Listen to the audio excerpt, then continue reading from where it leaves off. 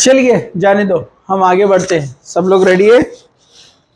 जरा ध्यान से। अब यहां पर कंसंट्रेशन आ जाइए। आगे बढ़ते हैं। यहां पर हम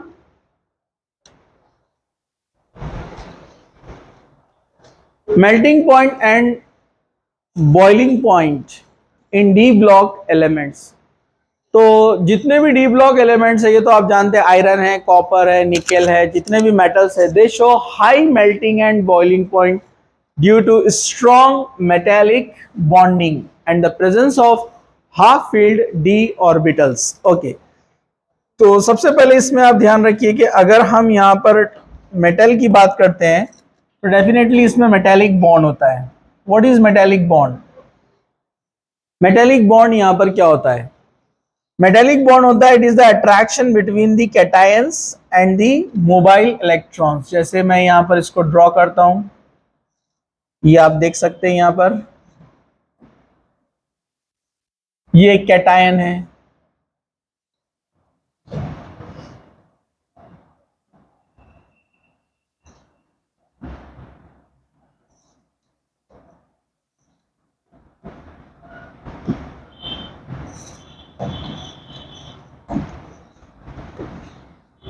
cation,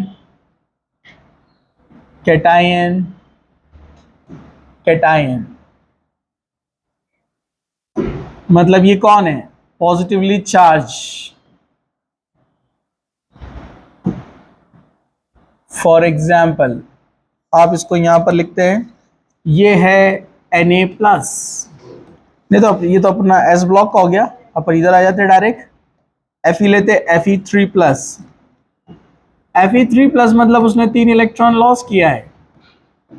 Fe3 plus electron loss किया है, Fe3 plus, Fe3 plus.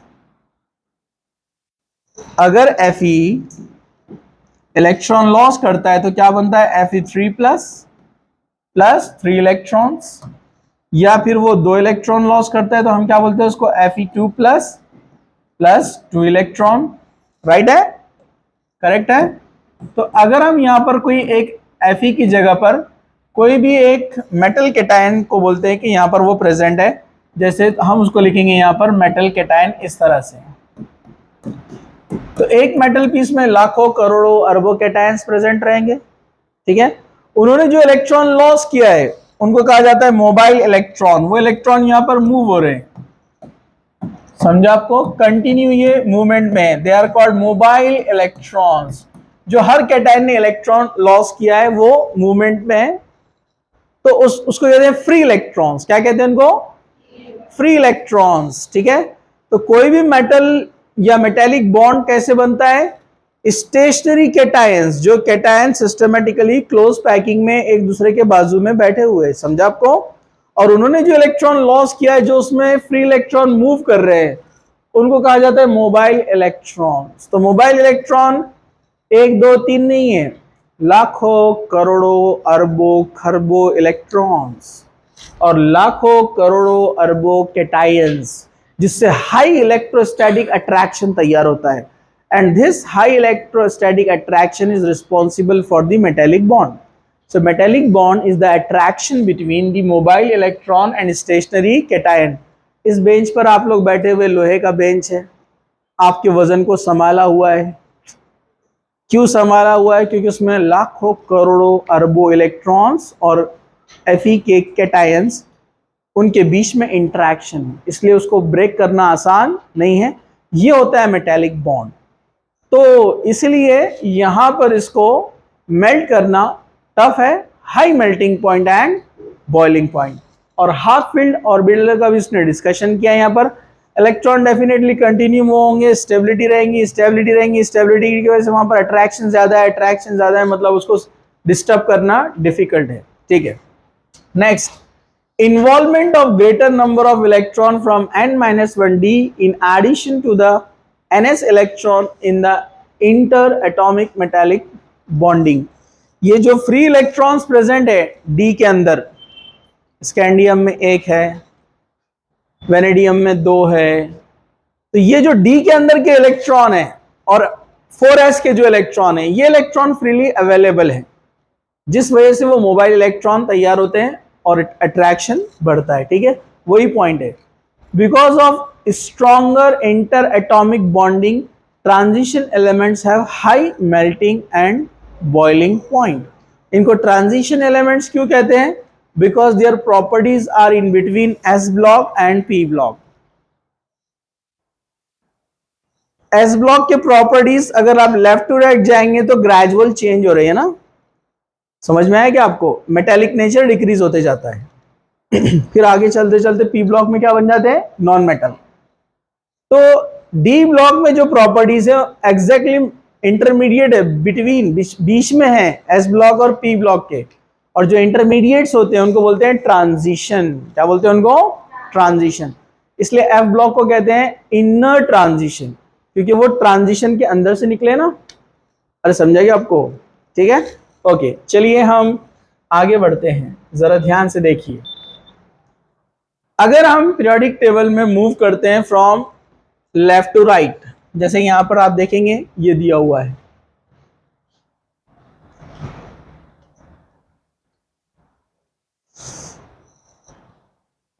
Scandium नहीं लिया है, डायरेक्ट टाइटेनियम से बताया है। ये ग्राफ है मेल्टिंग पॉइंट। ठीक है, जैसे जैसे आप टाइटेनियम से वेनेडियम की तरफ जा रहे हैं, वेनेडियम से क्रोमियम, तो आप देख रहे हैं मेल्टिंग पॉइंट बढ़ रहा है। राइट? क्यों बढ़ रहा है? क्योंकि अपने को पता है लेफ्ट टू राइट हम जा रहे हैं तो नंबर ऑफ अनपेड इलेक्ट्रॉन बढ़ रहे हैं। जब नंबर ऑफ अनपेड इलेक्ट्रॉन ज्यादा रहेंगे तो मोबाइल इलेक्ट्रॉन ज्यादा है, तो इलेक्ट्रोस्टैटिक अट्रैक्शन बढ़ रहा है। इलेक्ट्रोस्टैटिक अट्रैक्शन बढ़ रहा है, डेफिनेटली इंटरेक्शन बढ़ेगा। इंटरेक्शन बढ़ेगा तो उनको सेपरेट करना, चार्ज बढ़ रहा है ना, चार्ज बढ़ रहा है, इंटरेक्शन बढ़ रहा है, तो डेफिनेटली वहां पर क्या होने वाली है? Bonding strong. जितने ज्यादा अनपेड उतना ज्यादा बॉन्डिंग।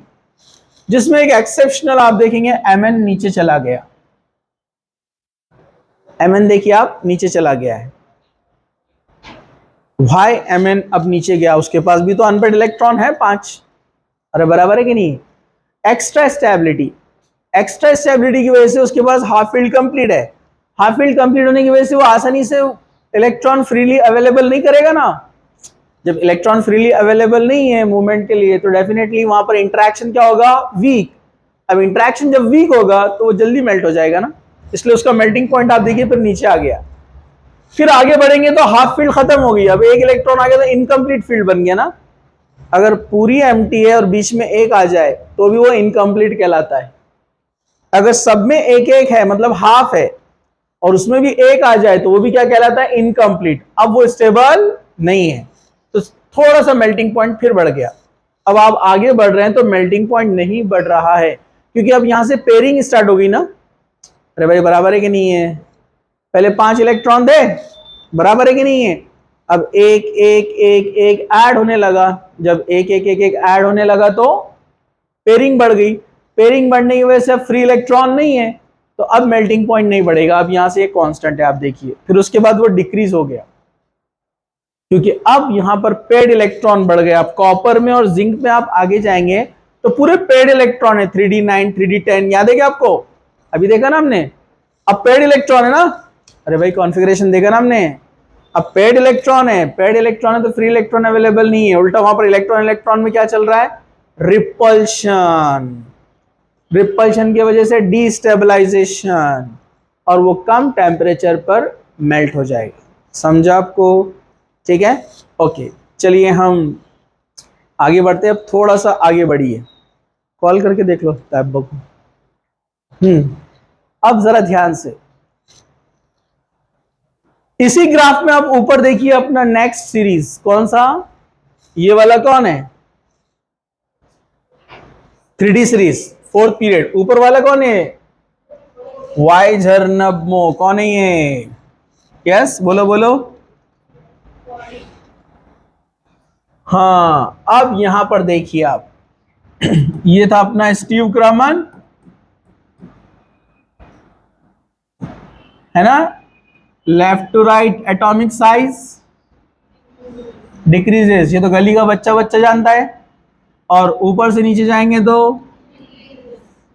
इंक्रीजेस, इंक्रीजेस, बराबर से इंक्रीज नहीं हुए तो कौन है,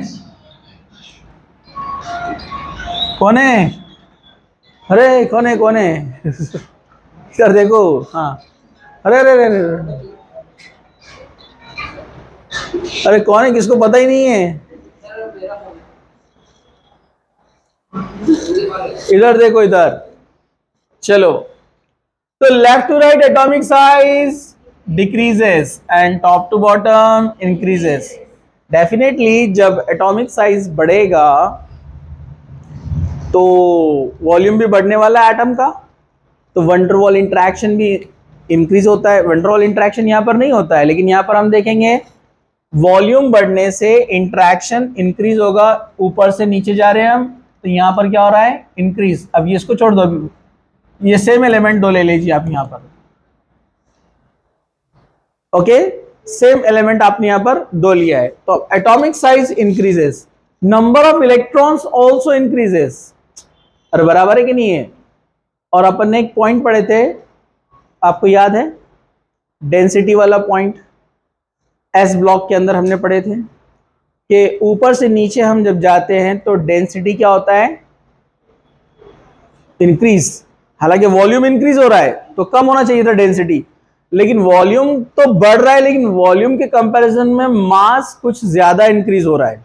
ठीक है, तो यहां पर एक तो साइज इंक्रीज हो रहा है, डेफिनेटली इलेक्ट्रॉन दूर दूर भागेंगे, इलेक्ट्रॉन दूर दूर भाग रहे हैं मतलब फ्री इलेक्ट्रॉन अवेलेबल है, फ्री इलेक्ट्रॉन अवेलेबल है मतलब इंटरेक्शन स्ट्रांग है, इंटरेक्शन स्ट्रांग है, इसलिए यहाँ पर मेल्टिंग पॉइंट क्या होने वाला है, ज्यादा।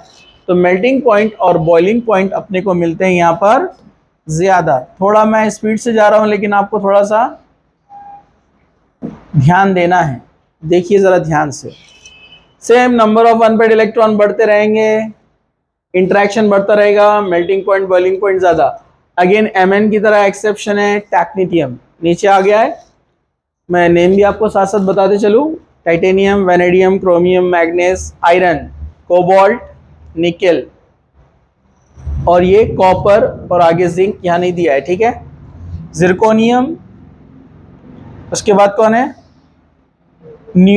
नोबेलियम, नो कौन, एनबी है ना, नियोबियम, फिर उसके बाद कौन है, molybdenum, technetium, ruthenium, rhodium RH, palladium, okay, और यहां पर कौन है, सिल्वर Ag, ओके, ऊपर हैफ्नियम, उसके बाद कौन है, tantalum, tungsten, rhenium, osmium, iridium, platinum. ठीक है, तो अब आप ऊपर जाएंगे और इंक्रीज हो रहा है, लेकिन अब ये दोनों पॉइंट में थोड़ा सा ध्यान देना है आपको। ऑलमोस्ट ऑर्डर सेम है कि पहले मेल्टिंग पॉइंट इंक्रीज होता है लेफ्ट टू राइट, फिर डिक्रीज होता है, कुछ एक्सेप्शन है वो याद रखो आप। ठीक है, मैग्नीज 3D में और 4D में टेक्नीटियम, लेकिन इन जनरल क्या होता है, फर्स्ट इंक्रीजेस देन डिक्रीजेस। लेकिन आप देखेंगे 3D और 4D सीरीज में गैप ज्यादा है, देख रहे हैं आप, जबकि 4D और 5D में गैप ज्यादा नहीं है, because they have almost nearly same size, volume उनका नियरली क्या है, सेम। चलिए इस पॉइंट को भी देखते हैं, यहां पर हम जरा ध्यान से देखिए।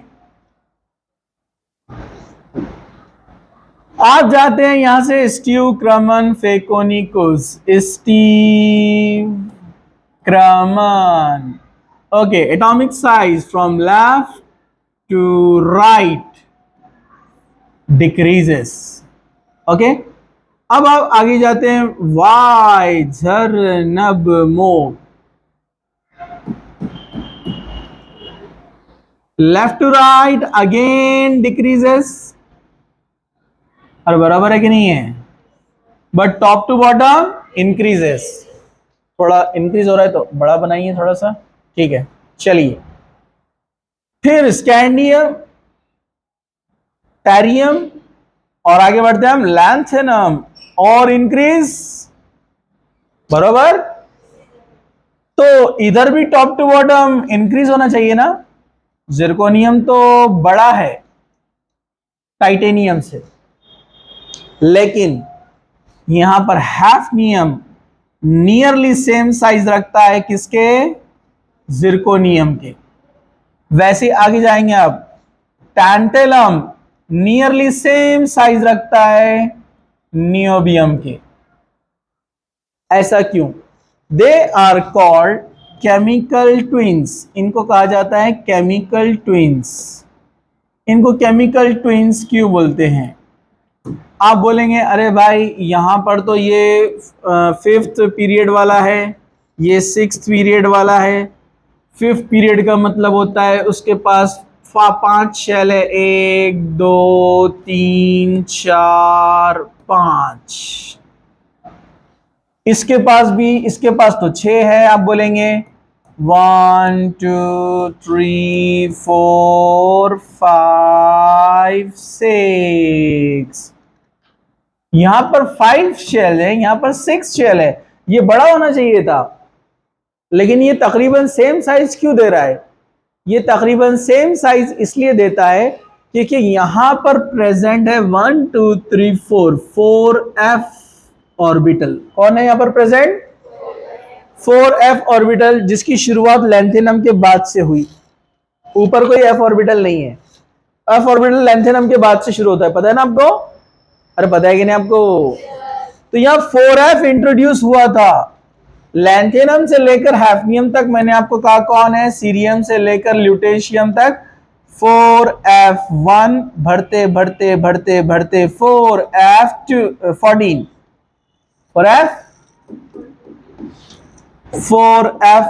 तक भर गया। अब जब 4f14 फिल हो गया तो उसके बाद इलेक्ट्रॉन कहा जाएगा डी में। तो 4f इसके पास भी है, 4f इसके पास, सबके पास 4f है 6 पीरियड में लैंथेनम के बाद वालों के पास। और 4f जो है अपने अंदर 14 इलेक्ट्रॉन रखता है, 14 इलेक्ट्रॉन, और वो न्यूक्लियस से करीब है। उसके 14 इलेक्ट्रॉन और अंदर के 14 एक्स्ट्रा जो प्रोटॉन है उनका अट्रैक्शन बढ़ने की वजह से 4f में क्या होता है? Shrinking, contraction. क्या होता है उसमें? उस कॉन्ट्रैक्शन को नाम दिया हुआ है लेंथेनाइड कॉन्ट्रैक्शन। क्या नाम दिया हुआ है?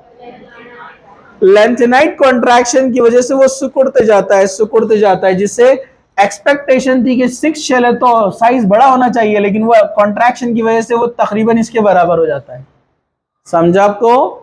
तो इसको कहा जाता है लेंथेनाइड कॉन्ट्रैक्शन। क्या बोलते हैं इसको? Lanthanide contraction. तो यहां लेंथेनाइड कॉन्ट्रैक्शन हो गया। अब जब लेंथेनाइड कॉन्ट्रैक्शन हो गया तो डेफिनेटली जो 6 पीरियड वाले लेंथेनम के बाद वाले एलिमेंट्स है वो नियरली सेम साइज शो करते हैं। समझा? इसलिए इनके मेल्टिंग पॉइंट में ज्यादा डिफरेंस नहीं होता है, क्योंकि साइज पे भी डिपेंड करता है मेल्टिंग पॉइंट, बॉइलिंग पॉइंट। समझा आपको? समझ में आ गया ये पॉइंट? तो ये एक रीजन है, सेम साइज होने की वजह से एटॉमिक साइज ये नियरली सेम शो करता है। ओके, हम आगे बढ़ते हैं। सब लोग तैयार हैं? चलिए,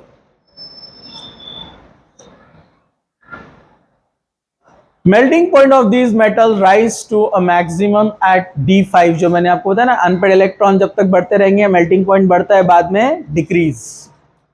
accept for anomalous values of Mn and technetium में, ये भी बताया मैंने, and fall regularly as the atomic number increases. बाद में पेयरिंग स्टार्ट हो गई तो मेल्टिंग पॉइंट डिक्रीज होना शुरू हो गया। ठीक है? Now trends of melting point of 3D 4D and 5D transition metal. Trends में जो है मैंने आपको बता दिया, half filled, number of half filled की वजह से एक reason, number of half filled d orbital increases till the middle, वही बीच में जाने तक हाफ फील्ड बढ़ते जा रहा है ना, बाद में पेयरिंग स्टार्ट हो गया। वही पॉइंट को उसने यहां पर शो किया। दूसरा, 4D और 5D के बीच में जो कम गैप आया वो एक्सप्लेनेशन यहां पर है, पेयरिंग, और यहां पर नहीं दिया उसने, जो मैंने आपको बता दिया, लेकिन कॉन्ट्रैक्शन, लेंथेनाइड कॉन्ट्रैक्शन की वजह से। ठीक है? चलिए हम आगे बढ़ते हैं। Enthalpies of atomization of transition element. enthalpies of atomization. What is enthalpies of atomization? आपने लिया सॉलिड स्कैंडियम, आपने इसको हीट किया, अब बन गया वो स्कैंडियम गैसियस। समझा आपको? सॉलिड स्कैंडियम को आपने क्या बना दिया, गैसियस स्कैंडियम। उसके बाद उसके एटम्स अलग अलग हो गए, एटम सेपरेट होंगे ना, गैसियस स्टेट में जाएगा। तो आप मेटेलिक बॉन्ड को ब्रेक करके एटम्स को अलग अलग कर रहे हैं, इट इज कॉल्ड एटमाइजेशन। क्या बोलते हैं इसको? तो इसको हीट करने के लिए, इसको जो एनर्जी सप्लाई करेंगे, जो हीट लगाएंगे हम, it is called heat of atomization, delta ATM H, ऐसे इसको बताते हैं। समझा आपको? डेल्टा एटीएम एच मतलब हीट ऑफ एटमाइजेशन, मतलब amount of heat required to convert a metal into its atom. किसी भी मेटल को उसके एटम्स में कन्वर्ट करने के लिए, ठीक है। जैसे ये पॉइंट हमने पहले भी पढ़ा था जब मैंने आपको एस ब्लॉक पढ़ाया था, रिपीटर वाले भी और 11th वाले भी आपको मालूम है। हमने सोडियम क्लोराइड जब बनाया था तो सोडियम सॉलिड होता है, उसको सब्लिमेट करते हैं हम, मतलब उसको सॉलिड से गैसियस में लेके जाते हैं। याद है आपको? सब्लिमेशन करते हैं ना उसका, हीट ऑफ सब्लिमेशन, याद है क्या आपको? वो गैसियस एटम में कन्वर्ट होता है, बाद में इलेक्ट्रॉन लॉस करता है, उसको बोलते हैं हम आयनाइजेशन एंथैल्पी। समझा? जब इलेक्ट्रॉन अलग होगा तो आयनाइजेशन, उससे पहले क्या होता है? एटमाइजेशन। तो चलिए हम आगे बढ़ते हैं, थोड़ा जागते रहो। हाँ, कंटिन्यू बोलने वाला सामने रहा तो नींद बहुत अच्छी आती है, बराबर है कि नहीं? इसलिए सब लोग जरा ध्यान से। Okay, greater the number of valence electron, stronger the interatomic attraction and strong bonding between atom, resulting in higher enthalpies of atomization. Unpaired electron जितने ज्यादा, तो एक मेटल कैटायन दूसरा मेटल कैटायन, स्ट्रॉन्ग बॉन्डिंग रहती है बीच में। इंटर एटॉमिक इंटरेक्शन क्या रहता है? स्ट्रॉन्ग। जितने ज्यादा अनपेड इलेक्ट्रॉन, तो सेपरेट करना डिफिकल्ट है, मतलब उसको सेपरेट एक एक एटम में ले जाना है तो ज्यादा हीट सप्लाई करना पड़ेगा। तो ये तो वही ट्रेंड रहने वाला है ना जो मेल्टिंग पॉइंट में था। नंबर ऑफ अनपेड इलेक्ट्रॉन बढ़ रहा है तो मेल्टिंग पॉइंट बढ़ रहा है, तो वैसे उनको अलग करने के लिए भी हीट ज्यादा लगेगी ना। अरे बोलो ना। तो ये जो है एटमाइजेशन इंथैल्पी, देखिए सेम इंक्रीजेस, एक्सेप्शनल mn नीचे आया, फिर बाद में इंक्रीजेस देन डिक्रीजेस, इधर भी सेम। समझा आपको? तो जितने ज्यादा अनपेड इलेक्ट्रॉन, तो फर्स्ट रीजन, जितने ज्यादा अनपेड इलेक्ट्रॉन रहेंगे उतना सेपरेट करना डिफिकल्ट है। और अपने को पता है जब हम लेफ्ट टू राइट जाते तो अनपेड इलेक्ट्रॉन बढ़ रहा है। समझा? अरे समझा क्या? No problem. चला पुढे जायचा। Second, metals of the second and third series have greater enthalpies of the atomization than the corresponding element of the first series. Same melting point में हमने जो पढ़ा है कि 4d और 5d का मेल्टिंग पॉइंट भी 3d से ज्यादा था ना, तो इंथैल्पी ऑफ एटमाइजेशन भी ज्यादा। चलो हम आगे बढ़ते हैं। Atomic and ionic radii, atomic radius and ionic radius, ये तो गली का बच्चा जानता है। Left to right atomic size क्या होता है? Decreases, and top to bottom increases. सिर्फ पोस्ट लेंथेनाइट एलिमेंट्स में एटॉमिक साइज क्या रहता है? Nearly same. What are post lanthanide elements? Lanthanum के बाद वाले। पोस्ट मतलब बाद में, प्री मतलब पहले। अरे समझा क्या? तो पोस्ट लेंथेनाइट एलिमेंट मतलब कौन? लेंथ हैफनियम, अरे याद है क्या?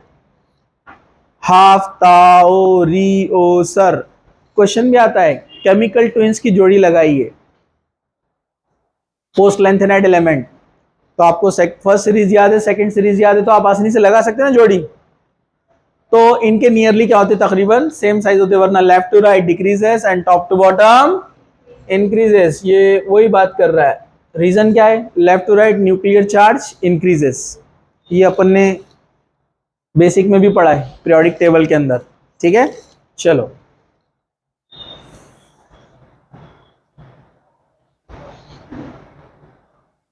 ये जो पॉइंट है, however the nuclear charge partly cancelled by the increase in screening effect of electrons in the d orbital of penultimate shell. ये क्या पॉइंट है, ये मैंने बताया है फिर से एक बार। Okay, left to right atomic size decreases, होना भी चाहिए डिक्रीज। न्यूक्लियस के अंदर प्रोटॉन बढ़ रहे हैं और आउटसाइड में इलेक्ट्रॉन बढ़ रहे हैं ना, अंदर प्रोटॉन बढ़ रहे, बाहर इलेक्ट्रॉन बढ़ रहे, तो चार्ज बढ़ रहा है, चार्ज बढ़ेगा तो कॉन्ट्रैक्शन होगा, सिंपल सी बात है। अरे बराबर है कि नहीं है, चार्ज बढ़ रहा है तो कॉन्ट्रैक्शन बढ़ेगा, जिससे साइज क्या होगा, कम। लेकिन ऊपर से नीचे हम जा रहे हैं तो साइज बढ़ रहा है। तो पहला तो सिंपल लॉजिक ये है कि नंबर ऑफ शेल्स बढ़ रहे हैं, यहां पर 4 शेल है, नीचे जाएंगे तो 5 शेल है ना, नंबर ऑफ शेल इंक्रीज हो रहे हैं, ठीक है। तो इसमें भी प्रॉब्लम नहीं था, यहां पर भी टॉप टू बॉटम इंक्रीज हो रहा है। लेकिन जब हम 6th में जाते हैं तो 6th में प्रॉब्लम क्या था, मैंने बताया अभी आपको, इनका नियरली क्या रहने वाला है, सेम साइज। रीजन क्या है उसका, अरे बोलो ना, हाँ पहले ये वाला पॉइंट देखते हैं, स्क्रीनिंग इफेक्ट वाली जो बात चल रही थी कि top to bottom atomic size increases. तो लॉजिक तो है कि शेल बढ़ रहे तो इंक्रीज होने वाला है, लेकिन इसके साथ साथ एक और एक पॉइंट है, स्क्रीनिंग इफेक्ट या शील्डिंग इफेक्ट। ये क्या होता है, देखो लेफ्ट टू राइट जा रहे थे साइज कम हो रहा था क्योंकि आउटसाइड में इलेक्ट्रॉन है, अंदर न्यूक्लियस है, अट्रैक्शन बढ़ रहा था, बराबर। आगे बढ़ते जा रहे हैं हम, अट्रैक्शन बढ़ते जा रहा है क्योंकि नंबर ऑफ इलेक्ट्रॉन बढ़ते जा रहे हैं ना, जिससे साइज कम होते गया। लेकिन जब हम टॉप टू बॉटम की बात करते हैं तो यहां इलेक्ट्रॉन्स में और न्यूक्लियस में हो रहा है अट्रैक्शन, लेकिन आपस में जो दूर वाले इलेक्ट्रॉन है उनका आपस में क्या चल रहा है, रिपल्शन। एट ए टाइम दो इफेक्ट हो रहे हैं कि इलेक्ट्रॉन न्यूक्लियस से अट्रैक्ट हो रहे हैं और जो दूर वाले ऑर्बिटल में इलेक्ट्रॉन है उनमें क्या हो रहा है, रिपल्शन। रिपल्शन से वो क्या करते हैं, अपने आप को न्यूक्लियस से दूर लेके जा रहे हैं, और जो आउटर इलेक्ट्रॉन होते हैं ना, दूर वाले इलेक्ट्रॉन में, उनमें रिपल्शन ज्यादा है क्योंकि वो न्यूक्लियस के कंट्रोल में नहीं है। बच्चों को भेजे बाहर पढ़ने के लिए तो क्या होते हैं, बिगड़ जाते हैं, क्यों, घर से इंटरेक्शन नहीं है ना ज्यादा, अरे बराबर है कि नहीं है। तो वैसे इधर वाले इलेक्ट्रॉन बिगड़ गए, न्यूक्लियस से बहुत दूर है ना, अरे बराबर है कि नहीं है, बिगड़ गए ना, नहीं इलेक्ट्रॉन बोल रहा जी मैं, हाँ बराबर है ना। कभी भी फोन आते रहते हो उनके इलेक्ट्रॉन्स के, फिर इधर उधर घूमते रहते हो, अरे समझा क्या आपको। तो रिपल्शन डोमिनेंट ओवर अट्रैक्शन, और वो अपने आप को न्यूक्लियस से दूर करते हैं। It is called shielding effect और स्क्रीनिंग इफेक्ट, जिसकी वजह से साइज बढ़ता है। और जहां पर शील्डिंग इफेक्ट नहीं होता है, साइज कम होता है, कॉन्ट्रैक्शन। समझा आपको। जैसे यहां पर कौन आ गया था, 4f14, कौन आ गया यहां पर, 4f14 का जो इफेक्ट है उसको क्या बोलते हैं पता है आपको, नो शील्डिंग इफेक्ट। मतलब शील्डिंग इफेक्ट नहीं हो रहा है, क्यों, क्योंकि इलेक्ट्रॉन बढ़ रहे हैं इनसाइड, और इलेक्ट्रॉन जब इनसाइड बढ़ते हैं तो न्यूक्लियस से नजदीक होने से अट्रैक्शन डोमिनेंट रहता, इसलिए साइज कॉन्ट्रैक्ट होता। समझा आपको, इसलिए इनके नियरली क्या रहते हैं, सेम साइज, 6th और 7th एलिमेंट। समझा आपको पीरियड के, ठीक है। ओके, जागते रहो सब लोग और इधर देखते रहो। हाँ, तो ये वही पॉइंट है, when the increase in nuclear charge increase in screening effect balance each other, दोनों में कंपटीशन चलता है, ठीक है। लेफ्ट टू राइट कौन डोमिनेंट है, अट्रैक्शन, तो साइज कम होते जा रहा है। टॉप टू बॉटम कौन डोमिनेंट है, रिपल्शन यानी स्क्रीनिंग इफेक्ट यानी शील्डिंग इफेक्ट, तो साइज लिए बढ़ रहा है। फिर एक्सेप्शनल कौन है, अपना लैंथेनाइड के बाद वाले, लैंथेनम के बाद वाले यानी लैंथेनाइड्स, उसको बोलते हैं लैंथेनाइड कॉन्ट्रैक्शन। चलिए, ये वही बातें हैं जो मैं बोल रहा हूं। अब हम आगे बढ़ते हैं। तो यहां पर आप देख सकते हैं रेडियस नैनोमीटर के अंदर दिया हुआ है। ओके, ऊपर जा रहे रेडियस बढ़ रहा है, तो डेफिनेटली ग्रीन वाली लाइन किसके लिए है, 3D 45D, 3D रहेगी ना, सबसे छोटा वही है ना, फर्स्ट सीरीज। तो आप देखिए जैसे जैसे आगे बढ़ रहा है, contraction contraction contraction contraction, contraction मतलब अट्रैक्शन, अट्रैक्शन डोमिनेंट है, न्यूक्लियर चार्ज बढ़ रहा है, और बोलो ना नंबर ऑफ इलेक्ट्रॉन बढ़ रहे हैं, प्रोटॉन भी बढ़ रहे हैं, तो साइज कम हो रहा है, स्कैंडियम टू Mn के आगे तक और भी जाएगा, आगे निकल तक जा रहा है। उसके बाद कॉपर और जिंक थोड़ा सा ऊपर आ गया, ऐसा क्यों हुआ? पेयर्ड इलेक्ट्रॉन बढ़ गए ना, पेयरिंग बढ़ गई ना, पेयरिंग डी ऑर्बिटल के अंदर पेयर्ड क्या हो गए, डबल, तो उससे रिपल्शन, रिपल्शन की वजह से थोड़ा सा वो एक्सपांड होगा, इसलिए साइज बढ़ रहा है, कॉपर और जिंक बढ़ गया। देखो देखा क्या? फिर आप ऊपर जाते हैं 4D सीरीज, अपना कौन, वाई झरना मोटा क्रूरा पड़ अक्कड़, सेम लेफ्ट टू राइट तो सेम ऑर्डर है। फिर आगे जब आप बढ़ेंगे यहां पर पड़ अग कड़, तो थोड़ा सा स्लाइटली इंक्रीज हो रहा है, अगेन पेयरिंग ज्यादा है, ठीक है। और ऊपर वालों का तो ज्यादा ही रहने वाला है इसके कंपैरिजन में, बिकॉज नंबर ऑफ शेयर्स तो ज्यादा ही है ना। अरे बोलो ना हाउ, हाँ। लेकिन आप देखो सिक्स और फिफ्थ और सिक्स के बीच में डिफरेंस ज्यादा नहीं है, मैंने बताया ना। रीजन क्या है? पोस्ट लेंथेनाइड एलिमेंट्स, यानी लेंथेनाइड कॉन्ट्रैक्शन, समझा आपको? इनमें डिफरेंस ज्यादा नहीं है, केमिकल ट्विंस रहते हैं। गेटिंग? इसको पॉज करो, देखो। चलिए नेक्स्ट पॉइंट है आयनाइजेशन इंथैल्पी, तो ये भी अपन 100 बार पढ़ चुके हैं। Ionization enthalpy, what is ionization enthalpy? Amount of energy required to remove outermost loosely held electron from gaseous neutral atom। जैसे ये आउटर इलेक्ट्रॉन है कोई यहां पर, इसको निकालने के लिए अपने को जो एनर्जी देना पड़ता है उसको बोलते हैं ionization enthalpy, delta I H, ionization enthalpy. तो लास्ट इलेक्ट्रॉन निकालने के लिए जो एनर्जी लगती है उसको कहते हैं हम आयनाइजेशन इंथैल्पी। तो डेफिनेटली जब हम लेफ्ट टू राइट जाएंगे तो एटॉमिक साइज क्या होते जाता है, डिक्रीज डिक्रीज डिक्रीज। तो डेफिनेटली जिसका एटॉमिक साइज बहुत छोटा है उसमें न्यूक्लियर चार्ज ज्यादा है ना, अट्रैक्शन डोमिनेंट है ना, तो इस इलेक्ट्रॉन को निकालना बहुत डिफिकल्ट है ना, इसलिए इसका आयनाइजेशन इंथैल्पी ज्यादा होता है, मतलब amount of energy required to remove electron, outer electron from gaseous atom. तो जितना स्मॉल साइज रहेगा इलेक्ट्रॉन निकालना उतना डिफिकल्ट है, उसके लिए एनर्जी ज्यादा सप्लाई करना पड़ती, मतलब हीट ज्यादा। तो ionization enthalpy left to right increases, left to right increases, और टॉप टू बॉटम डिक्रीजेस, क्योंकि जब आप टॉप टू बॉटम नीचे की तरफ जाएंगे तो एटम का साइज क्या है, ग्रेटर। न्यूक्लियस इलेक्ट्रॉन ऑलरेडी दूर है, स्क्रीनिंग इफेक्ट, रिपल्शन ज्यादा है ना, तो इस इलेक्ट्रॉन को निकालना बड़ा आसान है, इसलिए आयनाइजेशन इंथैल्पी कम लगती है। Left to right increases, top to bottom decreases, समझा? सिंपल सा है। दूसरा, एक इलेक्ट्रॉन को निकालना है तो उसको बोलते हैं ionization enthalpy first, ionization enthalpy first. दूसरा इलेक्ट्रॉन निकालना है, जैसे ये एक इलेक्ट्रॉन निकाला, अब दूसरा इलेक्ट्रॉन निकालना है, उसको बोलते हैं ionization enthalpy second, ionization enthalpy second. And ionization enthalpy second almost double than the first ionization enthalpy. अगर इसकी आयनाइजेशन इंथैल्पी 1000 है तो इसकी 2000 रहेगी। ये फर्स्ट इलेक्ट्रॉन को निकालना आसान होता है, लेकिन कुछ जगह एक्सेप्शन होते हैं, मैंने आपको बताया ना, वही हाफ फील्ड और एम्प्टी फील्ड वाला कंसेप्ट।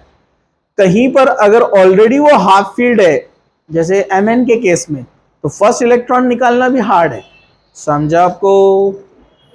जहां पर अगर ऐसा है कि एक इलेक्ट्रॉन निकालने से हाफ फील्ड तैयार होती है तो वो आसानी से दे देगा ना।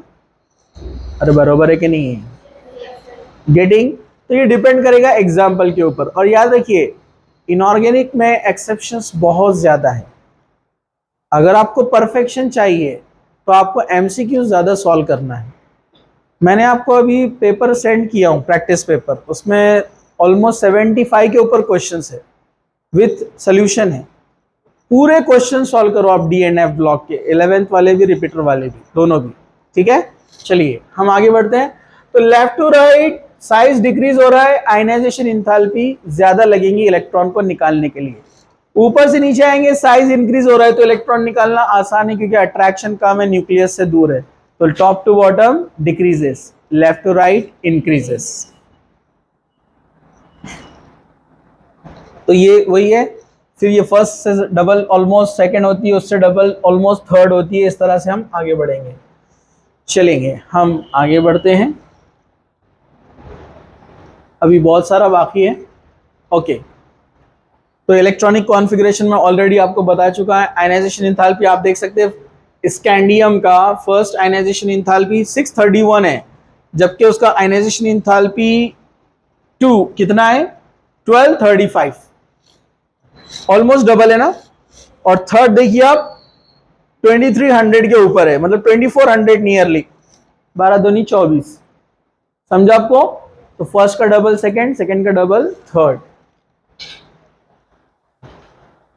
Increase in ionization enthalpy is primarily due to increase in nuclear charge. Already मैं explain कर दिया, ठीक है। ionization enthalpy आप कंपेयर करेंगे तो 3D से ज्यादा 4D, 4D से ज्यादा 5D। in 5D series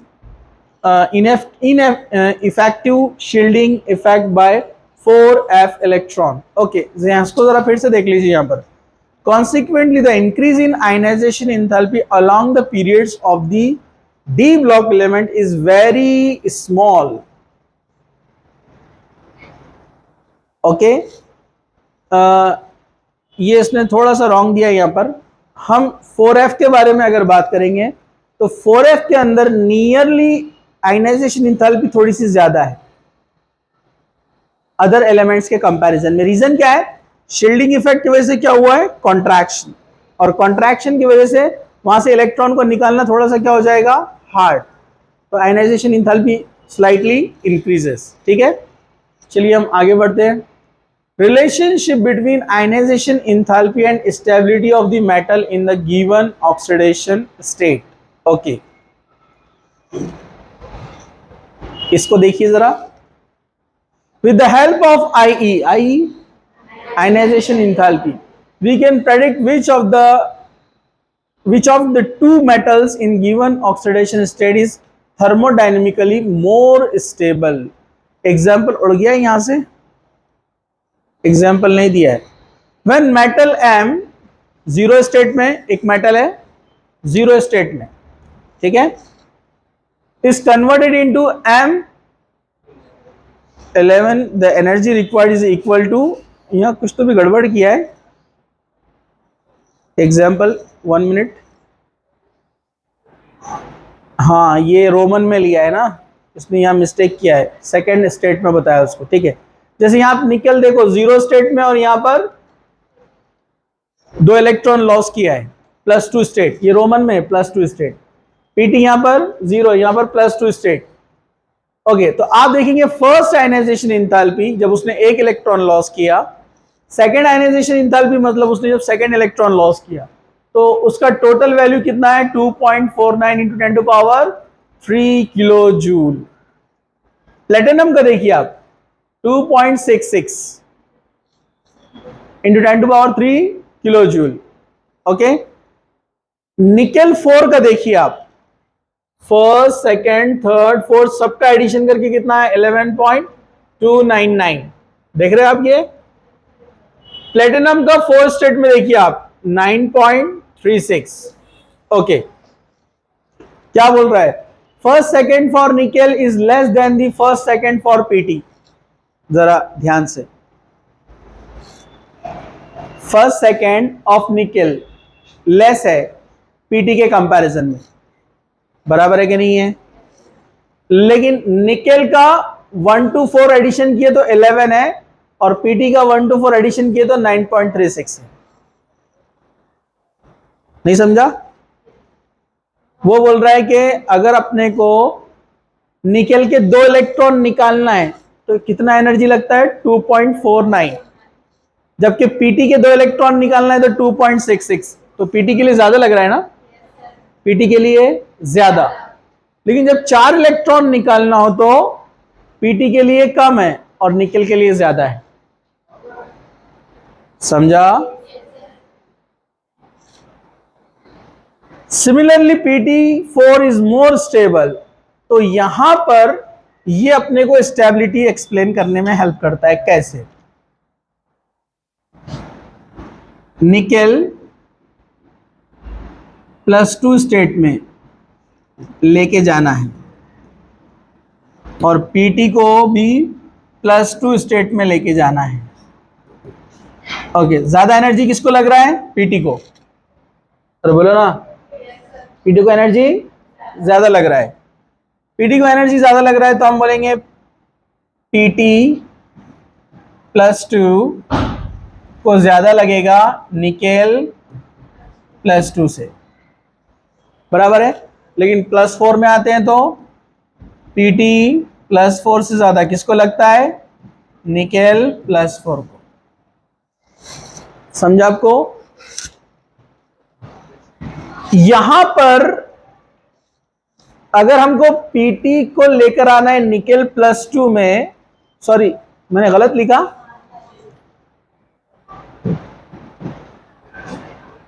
हाँ यहां Pt +2 में आ रहे हैं हम, इधर अपने को ज्यादा लग रहा है एनर्जी, मतलब ये ज्यादा स्टेबल है। यहां पर Pt में ज्यादा लगा था ना, और निकेल को लाने में कम एनर्जी लगा, मतलब लेस स्टेबल है, राइट। ओके, और ये वाले केस में +4 वाले में निकेल को ज्यादा लगा था, मतलब वो ज्यादा स्टेबल है।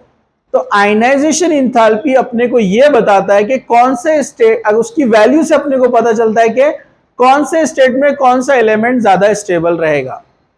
मतलब निकेल कौन से स्टेट में ज्यादा स्टेबल है? यहां पर +2 या +4?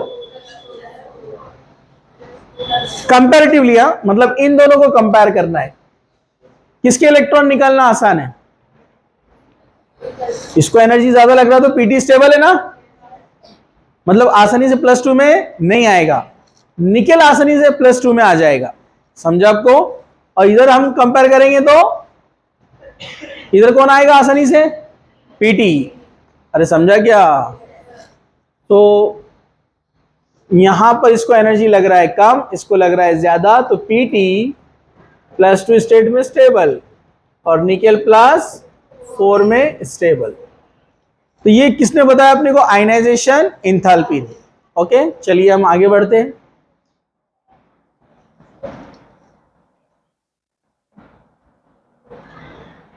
ऑक्सीडेशन स्टेट, हाँ ये तो पिरामिड है, आपको याद रखना है, और बहुत आसान भी है इसको याद रखना, कुछ मुश्किल भी नहीं है। जरा ध्यान से देखिए,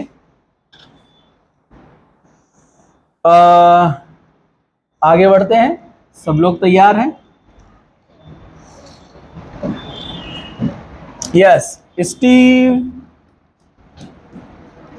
क्रमन, फेकोनिकुस,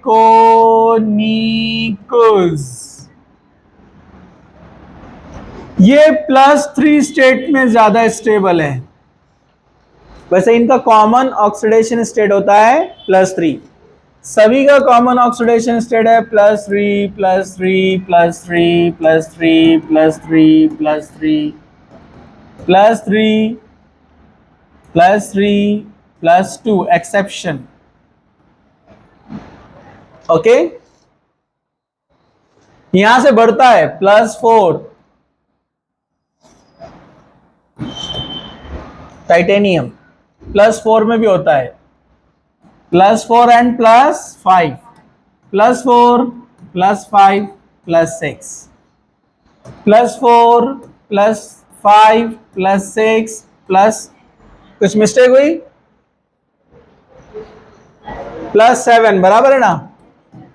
ये +4 +5 +6 +4 +5 +4,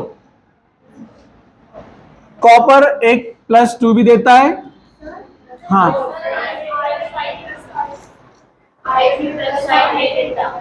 कौन?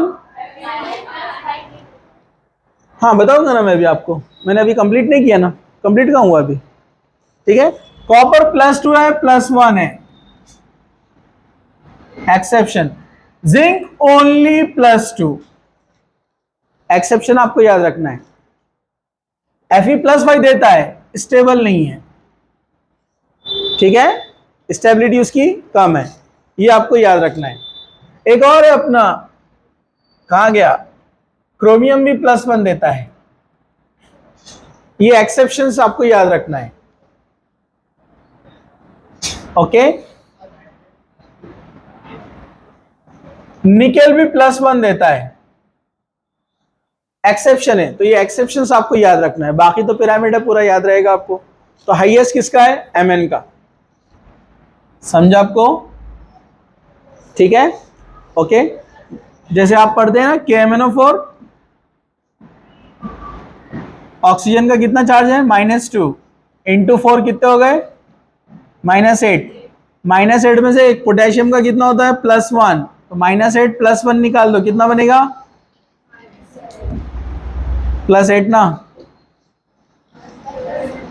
अरे हजरत, +7 ना, +7 और +1 +8 और +8 और -8 बैलेंस, समझा क्या? बैलेंस हो गया। तो देखिए +7 तक गया है, ठीक है, ओके। कुछ एक्सेप्शनल इलेक्ट्रॉनिक कॉन्फ़िगरेशन जो है मैं आपको बता दूं, Zn +2 स्टेट में ही होता है, ZnCl2, पता है ना आपको? क्यों? उसकी स्टेबल है ना, D फुल है ना। अरे भाई 3D10 है ना, हो तो 4s के 2 इलेक्ट्रॉन दे देगा, बाकी नहीं देगा, क्यों? स्टेबल है ना, क्यों लॉस करेगा स्टेबिलिटी? अरे समझा कि नहीं? ठीक है, ओके। ऐसे आप सभी के हमने काफी प्रैक्टिस पहले की थी, वैसे आप जो टॉपिक वाइज वीडियोस है डी ब्लॉक के, एफ ब्लॉक के, आप देख सकते हो उसमें, ठीक है, सेपरेट सेपरेट पॉइंट वाइज जो बने हुए हैं। आगे बढ़िए, टाइम कम है हमारे पास, तो हम आगे बढ़ते हैं। ये वही पॉइंट्स है जो मैंने आपको बताया। रुदेनियम और ऑस्मियम ये +8 तक देते हैं, जो 5th 6th 7th पीरियड में है, एक्सेप्शनल है। ऑस्मियम और रुदेनियम +8 तक जाते हैं, ये हाईएस्ट है, इससे ज्यादा कोई भी नहीं है, ठीक है, osmium and ruthenium. Trends in stability of higher oxidation state, इसके लिए भी आप वीडियो की तरफ जाइए, क्योंकि मैंने उसमें डिटेल में बहुत सारे एग्जांपल्स लिए, ठीक है, जो वीडियो जिन्होंने देखा उनको पता होगा। ये चार्ट भी मैंने एक्सप्लेन किया है उसके अंदर, ठीक है, वीडियोस के अंदर आप भी निकाल सकते हैं, कुछ मुश्किल नहीं है। अब CrF5 है तो अपने को पता है इसका +5 स्टेट आप आसानी से निकाल सकते हैं, एक F पर एक माइनस होता है। अदर चैप्टर्स में भी हमने काफी प्रैक्टिस की है ना इसकी, हाँ, आपको थोड़ा सा ध्यान में रखना है बस। चलिए हम आगे बढ़ते हैं।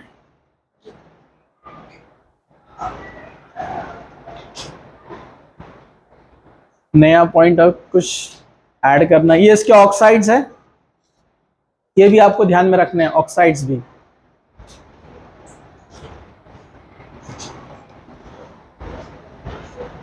Standard electrode potential, standard electrode potential, standard electrode potential क्या होता है? SRP, ये हमने इलेक्ट्रोकेमिस्ट्री में पढ़ा है। स्टैंडर्ड इलेक्ट्रोड पोटेंशियल, किसी भी मेटल को जब उसी के सॉल्ट सॉल्यूशन में डिप किया जाता है तो वहां करंट प्रोड्यूस होगा, मिलने वाले पोटेंशियल को बोलते हैं हम स्टैंडर्ड इलेक्ट्रोड पोटेंशियल। अगर वहां पर रिडक्शन रिएक्शन हुई तो हम बोलते हैं स्टैंडर्ड रिडक्शन पोटेंशियल, अगर वहां पर ऑक्सीडेशन रिएक्शन हुई तो हम उसको बोलते हैं स्टैंडर्ड ऑक्सीडेशन पोटेंशियल। लेकिन अपनी जो EMF सीरीज की लिस्ट है जो इलेक्ट्रोकेमिस्ट्री में और रिडॉक्स में आप देखते हैं, it is according to standard reduction potential, वो वैल्यूज है। इसलिए ऊपर वाले पूरे क्या होते हैं? प्लस, नीचे वाले पूरे माइनस। नीचे वाले माइनस इलेक्ट्रॉन दे रहे हैं, ऊपर वाले प्लस इलेक्ट्रॉन लेने वाले। समझो आपको, नीचे वाले इलेक्ट्रॉन देने वाले होते हैं, ऊपर वाले इलेक्ट्रॉन लेने वाले, ठीक है। जिसका वैल्यू माइनस में जितना ज्यादा है मतलब वो उतना अच्छे से इलेक्ट्रॉन देता है, ठीक है। अब आप यहां पर देखिए अपनी जो स्कैंडियम सीरीज है, वेनेडियम, क्रोमियम, Mn, आप देखिए माइनस में वैल्यू बढ़ रही है, यहां पर कम हो गई, फिर ये माइनस में वैल्यू बढ़ गई, -0.44, फिर कम हुई 0. वो बढ़ रही है घट रही है उसको छोड़ दो। अभी आप मेन यहां पर ध्यान देंगे, कॉपर अकेला प्लस में, बाकी सब माइनस में, समझा? कॉपर का वैल्यू प्लस में, बाकी सब माइनस में। ये साइज और इस पर डिपेंड नहीं है, इसके बहुत सारे फैक्टर्स है, इसलिए EMF सीरीज सीक्वेंस में नहीं रहती, आप देखो, ठीक है। तो कॉपर का वैल्यू यहां पर प्लस में, बाकी सब आप देखेंगे माइनस में, और निकेल को भी थोड़ा बहुत इसके साथ काउंट किया जाता है क्योंकि माइनस 0.25 भी नजदीक है प्लस के, बाकी सब इससे बढ़कर है। देखो आप पूरे 0.25 माइनस 0.25 से बढ़कर है। समझा क्या? मतलब जो अपना 11th वाले बाद में पढ़ेंगे इलेक्ट्रोकेमिस्ट्री, बीच में SHE है शी, जिसका जीरो पोटेंशियल होता है, उसके ऊपर आ गया है कॉपर, बाकी सब तो नीचे है माइनस वाले। तो एक्चुअली क्या होता है, इसका हाइड्रेशन इंथैल्पी ज्यादा है, इस वजह से ये प्लस में देता है, ये माइनस में नहीं देता है। ये इसका रीजन है कि कॉपर का हाइड्रेशन इंथैल्पी ज्यादा है, ठीक है। इधर देखिए जरा ध्यान से,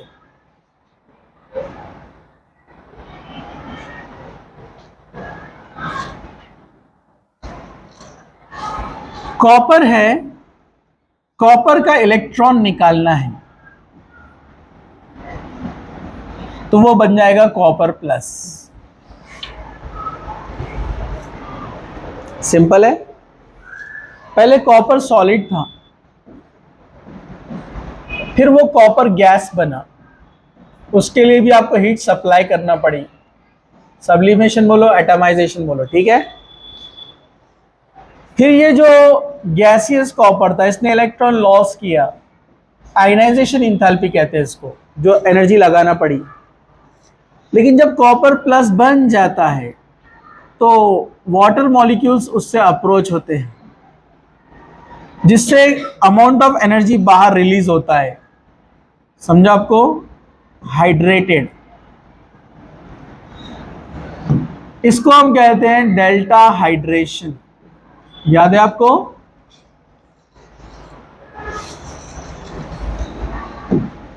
ये केस में एनर्जी देना पड़ता है, मतलब प्लस। इलेक्ट्रॉन निकालने के लिए भी एनर्जी देना पड़ता है, मतलब ये भी प्लस। समझा आपको? लेकिन जब वाटर मॉलिक्यूल्स इससे अप्रोच होते हैं तो एनर्जी बाहर निकलती है, मतलब माइनस। समझा आपको? और कॉपर की जो हाइड्रेशन इंथैल्पी है वो बहुत ज्यादा है, 2200 समथिंग कुछ तो भी 9 कुछ तो भी रहती है, बहुत ज्यादा है, 2229 या कुछ तो भी उसके आसपास है। तो ये हाइड्रेशन इंथैल्पी इसकी बहुत ज्यादा है। समझा आपको? तो हाइड्रेशन इंथैल्पी ज्यादा होने की वजह से इसका पोटेंशियल यहां पर पॉजिटिव में मिलता है, निगेटिव में नहीं मिलता है। समझा क्या? अरे समझा क्या आपको? तो ये आपको याद रखना है। एक इसका मैंने डिटेल में वीडियो में बताया है, एक बार आप उसको देखिए, ठीक है। अब हम आगे बढ़ते हैं। ये एक्सेप्शन है, इसकी भी तकरीबन, निकेल की भी तकरीबन उतनी ही होती है, हाइड्रेशन इंथैल्पी ज्यादा होती है। चलिए हम आगे बढ़ते हैं।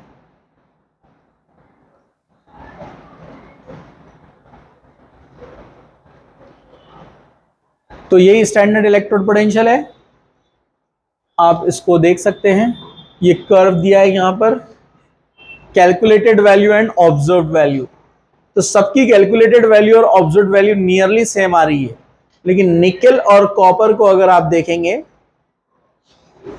कोबाल्ट और निकेल को सॉरी, आप देखेंगे थ्योरेटिकली अलग है और कैलकुलेटेड है अलग है।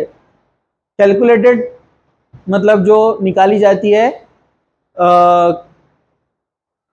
बोन हाइबर साइकिल से, थर्मोडायनेमिक्स में पढ़ा था हमने, बोन हाइबर साइकिल 11th वालों का नहीं हुआ है।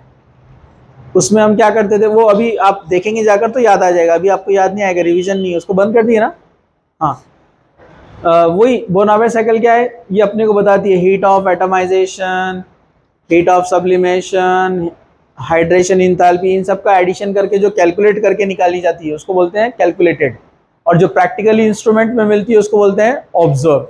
तो इन दोनों का ऑब्जर्व ऑब्जर्व और कैलकुलेटेड में क्या है, डिफरेंस आता है, ठीक है। रीजन वही हाइड्रेशन इंथैल्पी का है। चलिए हम आगे बढ़ते हैं। ये पॉइंट्स मैं आपको ये, वैसे आपको एनसीईआरटी तो पढ़ना है ही ऑलरेडी, तो जितनी बातें मैं बोल रहा हूँ कहीं ना कहीं वो आपको मिलने वाले हैं पॉइंट्स नोट्स में, इसलिए रीडिंग लाइन टू लाइन अच्छे से होना चाहिए, ठीक है। चलिए, ये पॉइंट्स मैं ऑलरेडी ले चुका हूं।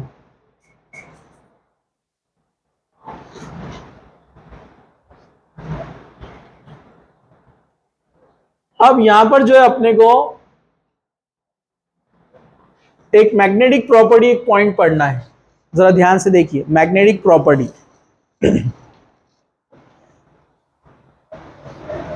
तीन टर्म आते हैं, पैरामैग्नेटिक, डायमैग्नेटिक एंड फेरोमैग्नेटिक, ठीक है। चलिए देखिए, थोड़ा आवाज मेरी अभी कम हो रही है, आप लोग अपना कंसंट्रेशन बढ़ाइए।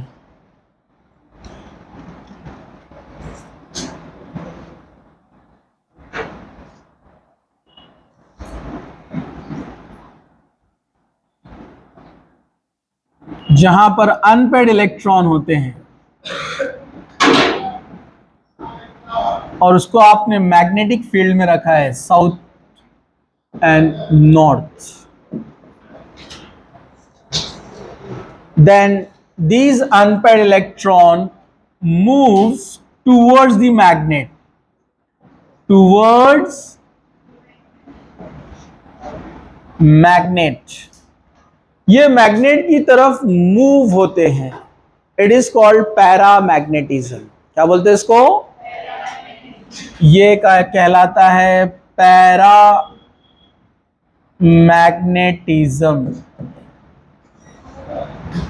जिसके पास नंबर ऑफ अनपेड इलेक्ट्रॉन बहुत ज्यादा होते हैं,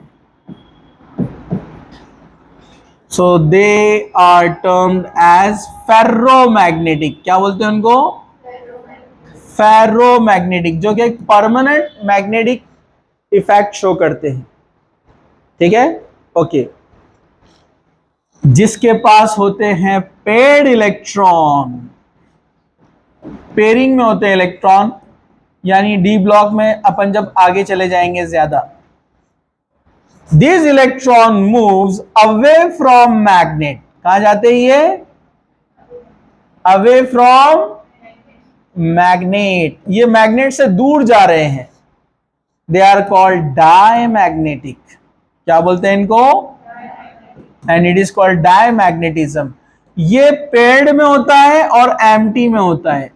एम्प्टी मतलब वहां है ही नहीं इलेक्ट्रॉन, तो कहां जाएंगे मैग्नेट के पास, समझा आपको?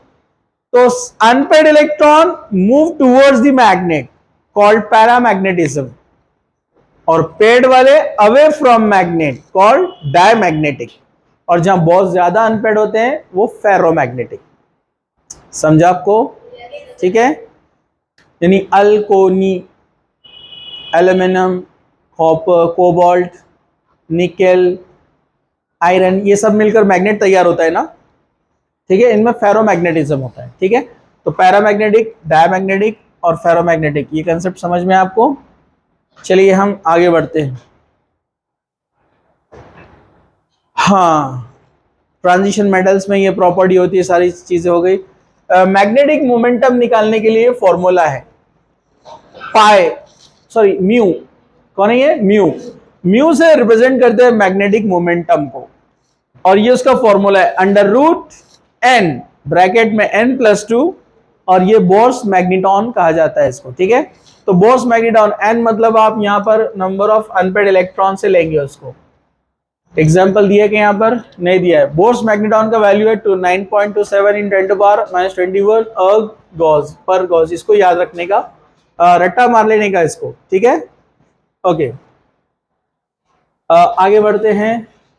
ये देखिए आप यहां पर मैंने उस वीडियो में ये भी बताया कि उसको आप कैसे याद रखने का। n मतलब नंबर ऑफ अनपेड इलेक्ट्रॉन थे।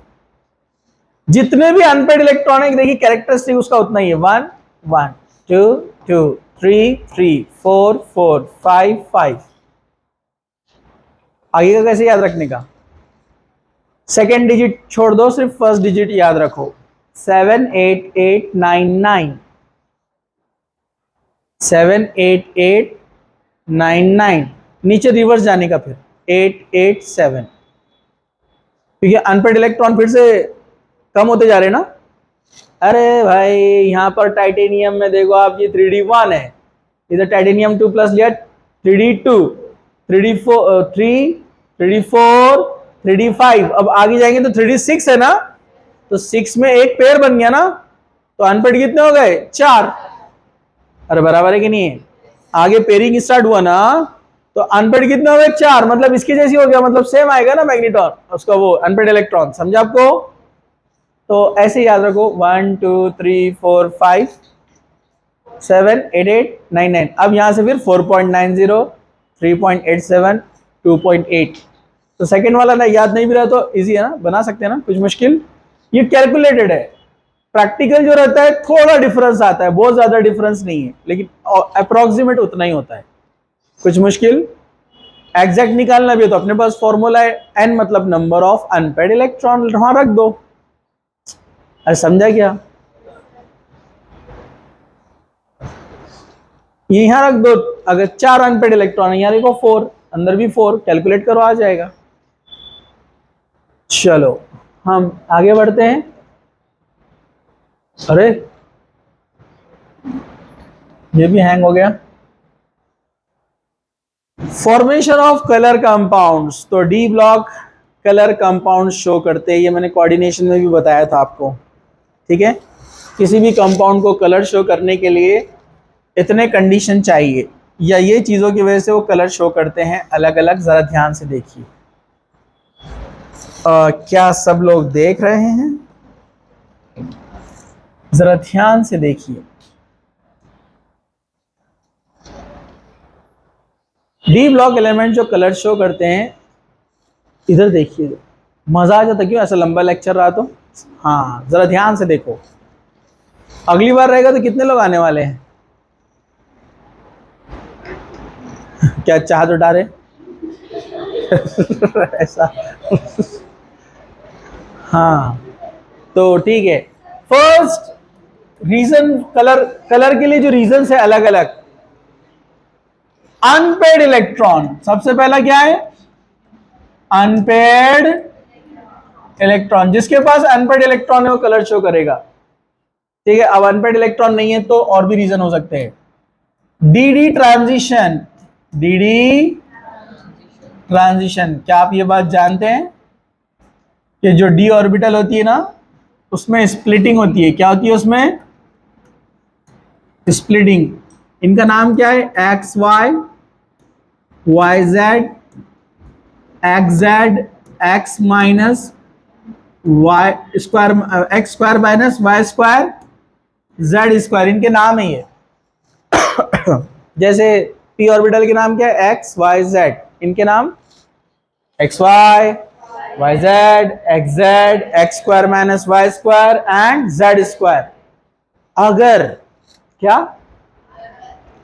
अगर कंपाउंड टेट्राहेड्रल है, अगर कंपाउंड टेट्राहेड्रल है तो स्प्लिटिंग कैसे होती है पता आपको?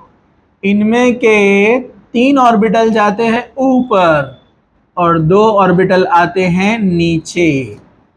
डी में स्प्लिटिंग हो गया। नीचे कौन होते हैं? X square minus Y square and Z square, इनका नाम ईजी है। और ऊपर कौन है? X Y, Y Z and X Z, इनका नाम T2G है। समझा आपको?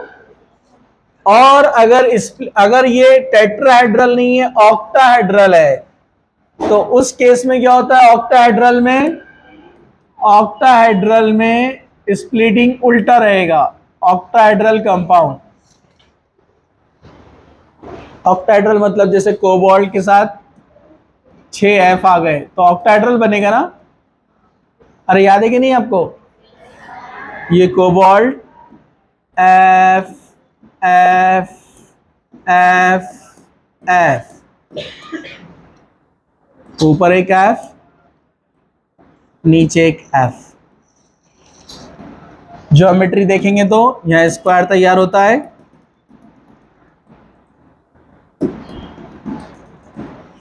ठीक है। ऊपर पिरामिड बनाओ, एक बना, एक पिरामिड ऊपर, नीचे एक पिरामिड बनेगा ना, बनेगा, वो पीछे से भी आ रहा है उधर से। तो ऊपर वाले पिरामिड के 4 फेस, नीचे वाले पिरामिड के 4 फेस, कितने हो गए 8, तो इसको ऑक्टाहेड्रल बोलते हैं। क्या बोलते हैं इसको? पहला वाला अपन ने टेट्राहेड्रल देखे थे, जैसे मीथेन के ऐसा CH4 होता है ना, वैसा पीटी भी बना सकता है। 2 होते हैं, एक प्लेन में और एक फ्रंट में, टेट्राहेड्रल में, और ये बैक साइड में। याद है क्या आपको? ये टेट्राहेड्रल ज्योमेट्री तैयार करता है। तो टेट्राहेड्रल रहा तो स्प्लिटिंग कैसे होगी, मैंने बताया ना आपको।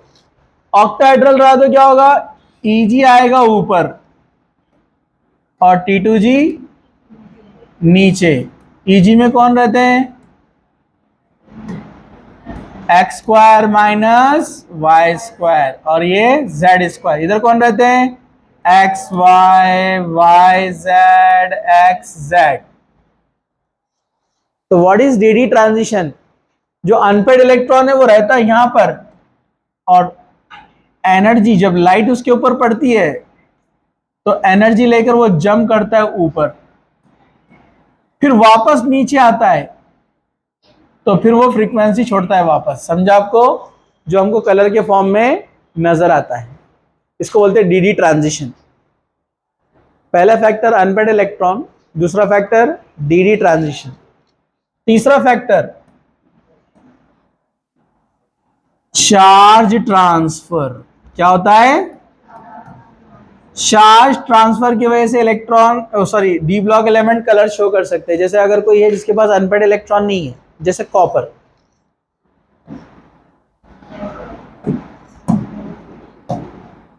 कॉपर जरा ध्यान से देखो, कॉपर एटॉमिक नंबर 29, ऑर्गन लिखा 18 हो गया, 4s में कितना गया 2, तो एक्सेप्शनल शो करता है, वो एक ही देता है 4s में, और बचे हुए 10 किधर चले जाएंगे? डी में। याद है आपको? अभी देखा ना हमने। अगर ये कॉपर +1 स्टेट में पहुंच जाता है तो उसने ये इलेक्ट्रॉन भी लॉस कर दिया, तो क्या बन गया? 3d10 4s 0। अनपेड इलेक्ट्रॉन है इसके पास? अरे बोलो ना, अनपेड इलेक्ट्रॉन नहीं है तो कलरलेस होना चाहिए ना। अनपेड इलेक्ट्रॉन रहे तो कलर रहते हैं, जितने ज्यादा अनपेड इलेक्ट्रॉन उतने अलग अलग कलर। एक अनपेड रहा तो ब्लू कलर, 2 अनपेड रहा तो वॉयलेट, इसके लिए अलग अलग कलर्स है। तो एक बार आप देखेंगे लर्न हो जाता है। लेकिन आप देखेंगे Cu2O रेड कलर का होता है। Cu2O में Cu का स्टेट क्या है आपको पता है? कि ये -2 है, तो ये क्या बनेगा? +1+1। तो कॉपर +1 है, लेकिन कलर क्यों बता रहे हैं यहां पर? ऑक्सीजन की वजह से। समझा? It is called charge transfer. क्या बोलते हैं इसको? और चौथा रीजन है ज्योमेट्री। चौथा रीजन क्या है? अलग अलग ज्योमेट्री, अलग अलग कलर। ठीक है, ज्योमेट्री टेट्राहेड्रल है तो T2G ऊपर, ऑक्टाहेड्रल है तो T2G नीचे, तो नंबर ऑफ अनपेड इलेक्ट्रॉन में स्प्लिटिंग भी डिफरेंट होगा ना। समझा आपको? चलिए हम आगे बढ़ते हैं। क्या सब लोग जिंदा हैं? एक कॉम्प्लीमेंट्री कलर व्हील भी आता है, या नहीं दिया है? मैंने उस वीडियो में बताया है, एक बार आप उसको देख लीजिए कि कौन से बैंड में कौन सा कलर एब्जॉर्ब हुआ तो वो कौन सा कलर शो करेगा। ठीक है, देखना जरूरी है वो डिटेल वाला। ये तो एक आपका समझो मैं रिवीजन ले रहा हूं एक। अब ये प्रॉपर्टीज है, पूरा थ्योरेटिकल है। इंटरस्टिशियल कंपाउंड्स बनाते हैं, इंटरस्टिशियल कंपाउंड्स के प्रॉपर्टीज क्या है, प्योर मैटर और इंटरस्टिशियल कंपाउंड में डिफरेंस और उनके प्रॉपर्टीज। ओके, एलॉय फॉर, ये सारे इनकी प्रॉपर्टीज एक बार आपको, कैटालिटिक एक्टिविटी, पूरा थ्योरेटिकल पॉइंट है ये।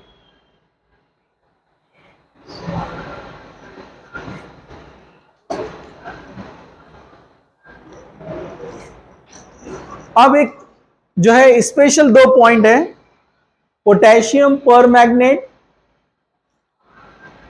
और potassium dichromate, K2Cr2O7 potassium dichromate और पोटेशियम पर मैग्नेट KMnO4, इनका प्रिपरेशन और केमिकल प्रॉपर्टीज।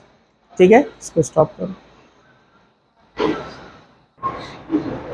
चलो सब लोग देखते रहो ध्यान से। इनर ट्रांजिशन एलिमेंट्स यानी एफ ब्लॉक एलिमेंट्स, तो इसका सॉन्ग भी आप देख लेते हैं।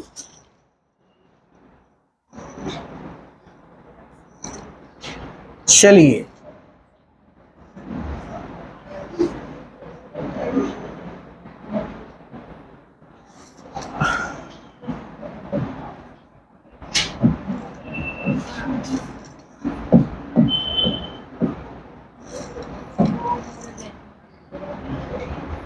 ला से पर नद पम सम ई, गण तब डी हु अर तम यबलू।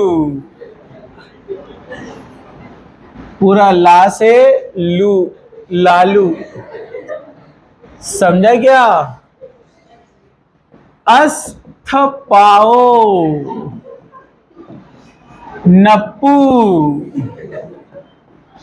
आम काम बकफ इस फम मदनु लुर।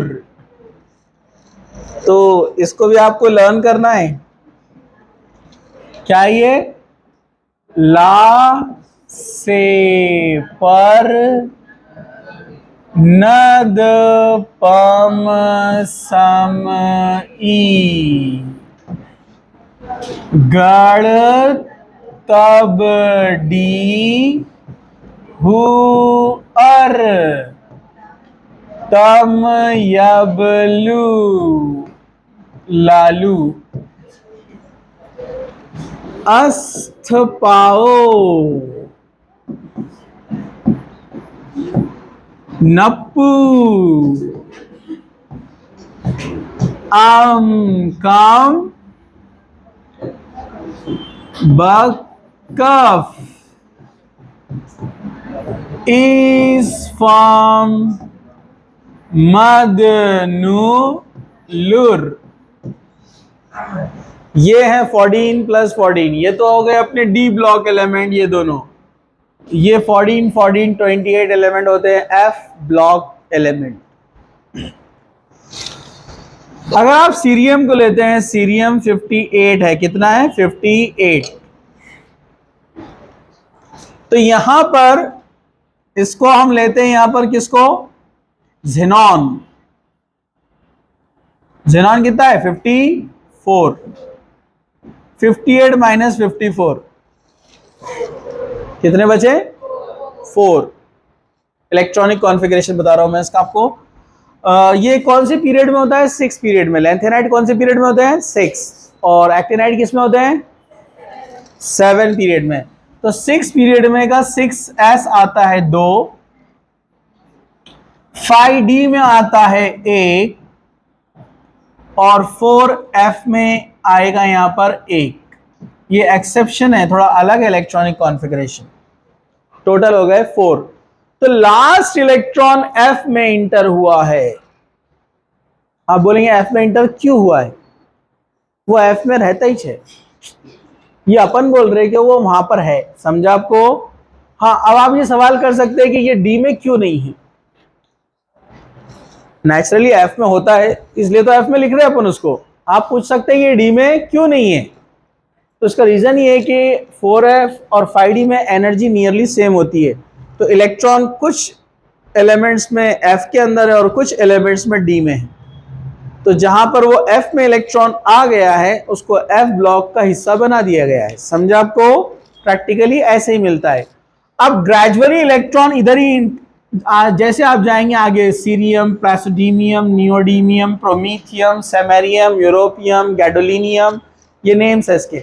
इलेक्ट्रॉन का इंटर इधर होते जाएगा F के अंदर, 4f2, 4f3, 4f4, 4f5, समझा आपको?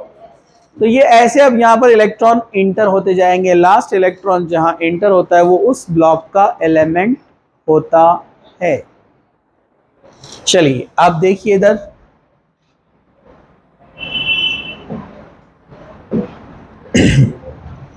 जरा ध्यान से।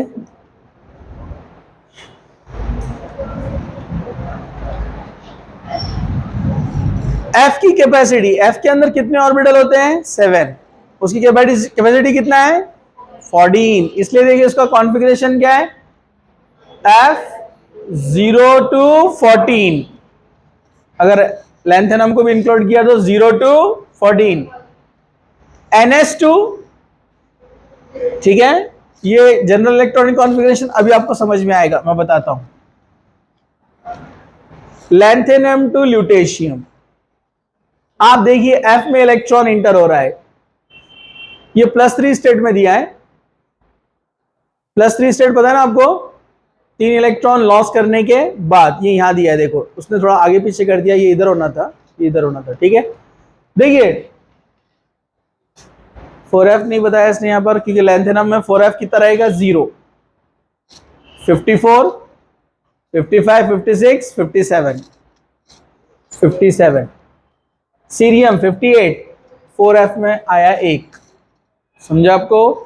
अब आप यहां पर जरा ध्यान से देखिए, सिर्फ सीरियम के अंदर यहां बताया गया है 5d1, बाकी सब में 5d0 होता है। Are you getting? कंटिन्यू करना है ना? विकेट आउट दिख रहे सबके, ध्यान से देख रहे सब लोग? ध्यान से देखो फिर से एक बार, अपने को इलेक्ट्रॉन इंटर करना है ऐसे,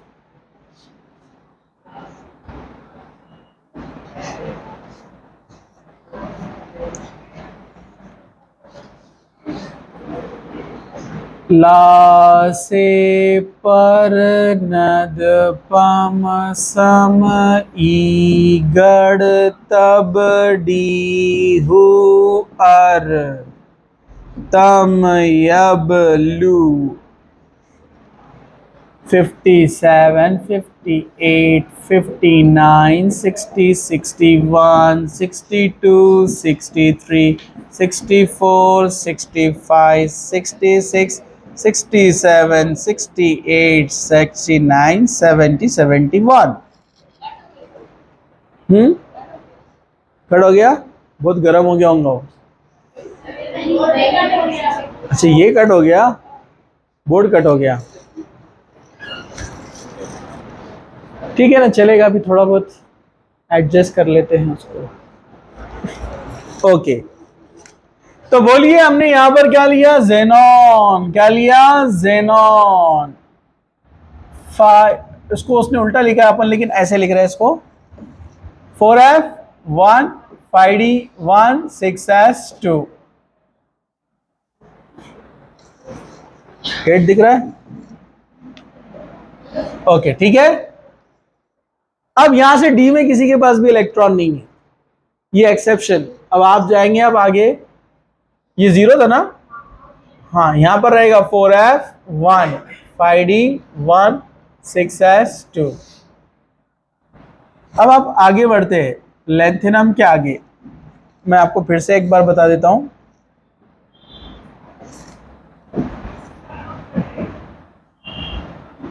ये एक बार आप देख लीजिए, लैंथेनम में ये जो लैंथेनम है F नहीं है, क्योंकि अभी इंट्रोड्यूस हुआ नहीं है, डी ब्लॉक एलिमेंट है, इसलिए यहां पर डी में गया लास्ट इलेक्ट्रॉन, ठीक है। सीरियम में भी डी में गया लास्ट इलेक्ट्रॉन, लेकिन उसके बाद वाला सेकेंड लास्ट, और लास्ट वाला कहां गया है? F में। तो ये एनर्जी डिफरेंस की वजह से आपको एक्सेप्शन याद रखना है। आप ये 3 देख लो इधर, सीरियम, गैडोलिनियम, यहां मिस्टेक किया उसने, ठीक है, गैडोलिनियम, और उसके बाद लास्ट वाला ल्यूटेशियम। 3 में आप देखो डी दिख रहा है, दिखा डी? यहां भी दिखा डी? और यहां भी दिखा डी, देख लिया। अब वापस इधर आ जाइए। हाँ, लैंथेनम में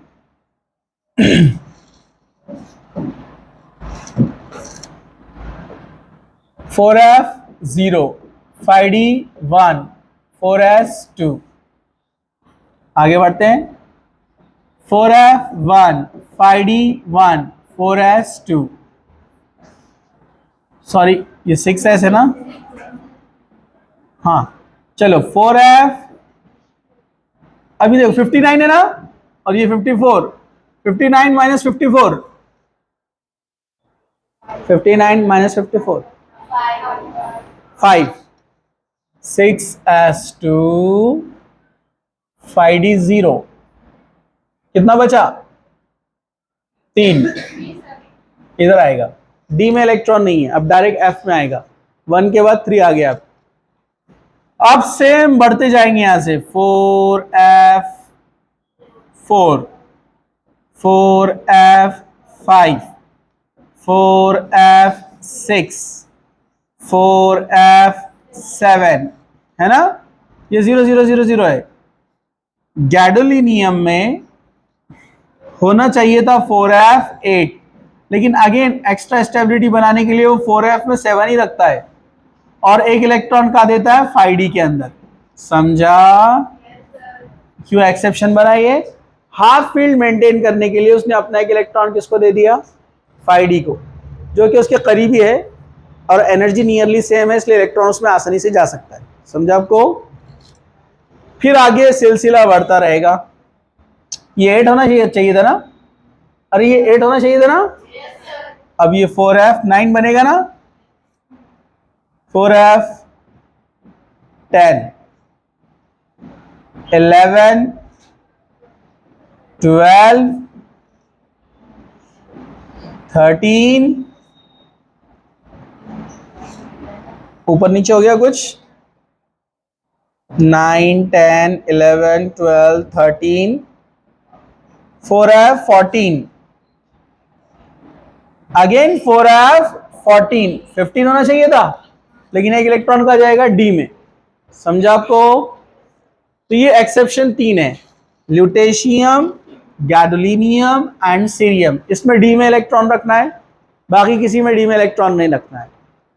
इलेक्ट्रॉनिक कॉन्फ़िगरेशन आप फटाक से कैसे निकाल सकते हैं? अगर गाना आपको याद है तो, गाना याद है तो निकाल सकते हैं।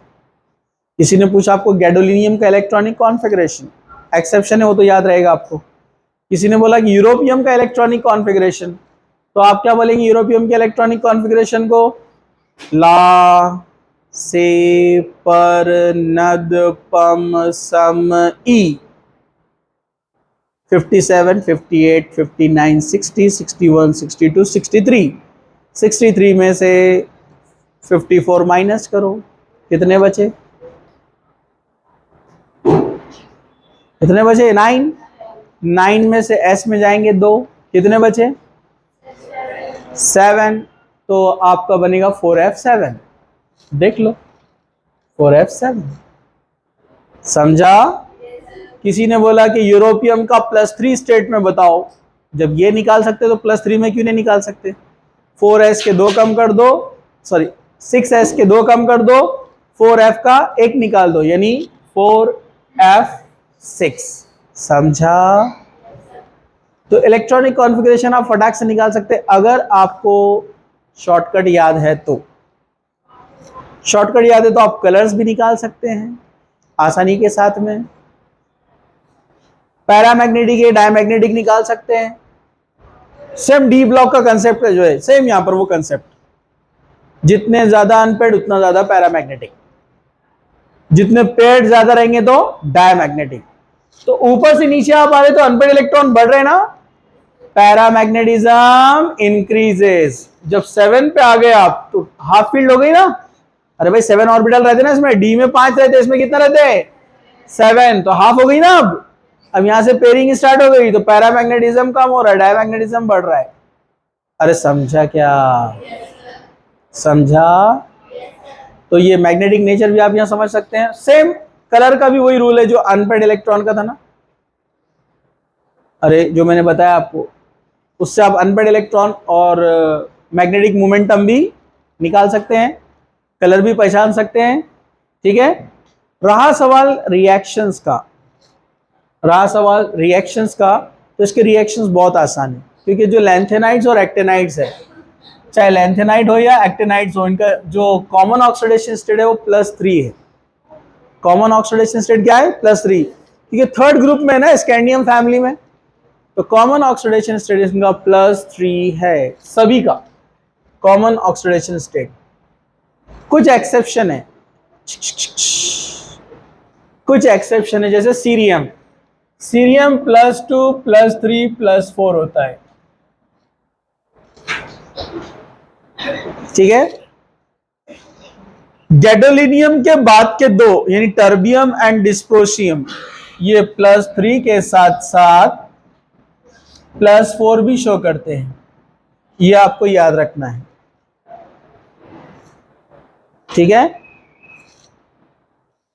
ल्यूटेशियम के पहले के दो यानी थुलियम और टर्बियम, ये +3 के साथ साथ +2 शो करते हैं, ये आपको याद रखना है। वैसे ही गैडोलिनियम के ऊपर के दो सेमेरियम एंड यूरोपियम +3 के साथ साथ +2 शो करते हैं, ये कुछ एक्सेप्शन से आपको याद रखना है। वैसे ही लैंथेनम के बाद के दो +3 के साथ साथ +4 भी शो करते हैं। गैडोलिनियम के बाद के दो, लैंथेनम के बाद के दो, +3 के साथ साथ +4।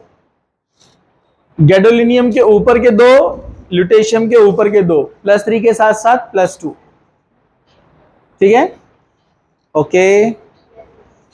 हाँ, उसमें और भी चीजें मैं बताना चाह रहा था, लेकिन अभी वक्त ज्यादा हो गया, टाइम कम है, आप लोगों को और भी अभी लेक्चर्स करना है। ठीक है, तो उसके लिए अपने जो डिटेल वाले वीडियोस है, इससे रिलेटेड वाले जो पॉइंट रहेंगे वो आप देख लो। मैं केमिकल प्रॉपर्टीज बता रहा था, जरा ध्यान से देखो। लैंथेनम के chemical properties, +3 common oxidation state है। अगर आपने इसका रिएक्शन किया हैलोजन के साथ में X2 मतलब Cl2Br2, तो एक लैंथेनम के साथ 3 X आएंगे, मतलब ये 2 लिए तो ये 3 2 6 लेना पड़ेगा, ये 2 तो ये 6, समझा। नाइट्रोजन के साथ रिएक्शन करेंगे आप, नाइट्रोजन के साथ रिएक्शन करेंगे तो नाइट्राइट बनाता है, क्योंकि ये +3 है और नाइट्रोजन -3 है, LnN बनेगा, बराबर है। जैसे X2 का रिएक्शन होता है वैसे H2 का रिएक्शन भी होगा, LnH3, मतलब ये लेना पड़ेगा कितना आपको 3 और ये 2, 3 2 6, समझा आपको। अगर ऑक्सीजन के साथ रिएक्शन करेंगे आप तो O2, अब ये डायवैलेंट और ये ट्राइवैलेंट, तो क्या करना पड़ता है, इसका वैलेंसी इसका नंबर, इसका वैलेंसी इसका नंबर, Ln2O3 बनाते हैं, समझा आपको। हाइड्रेट भी बनाते हैं वाटर के साथ में, हाइड्रेट LnH2O थ्राइस, क्योंकि ट्राइवैलेंट है। ओके, तो ये इसके केमिकल प्रॉपर्टीज, और भी पॉइंट्स हैं, लेकिन आपको जनरल आइडिया आ जाएगा, क्योंकि डी में जैसे पॉइंट्स है इसी में भी वैसे पॉइंट है। थोड़ा कंपैरिजन है लैंथेनाइड और एक्टिनाइड का, और डिफरेंसेस है, वो भी आपको थोड़ा सा देखना पड़ेगा। ठीक है, तो थोड़ा ये फास्ट में हमने शॉर्ट में लिया है, लेकिन अगर आप, मैंने जो आपको छुट्टियों में कहा था पूरे वीडियोस देखो, आज का लेक्चर होने के बाद ये वाला वीडियो आप नहीं भी देखे तो चलेगा, अब वो डिटेल वाले वीडियोस आप देखेंगे तो आपको जल्दी जल्दी समझ में आएगा। ठीक है, ओके, इधर स्टॉप कर देंगे।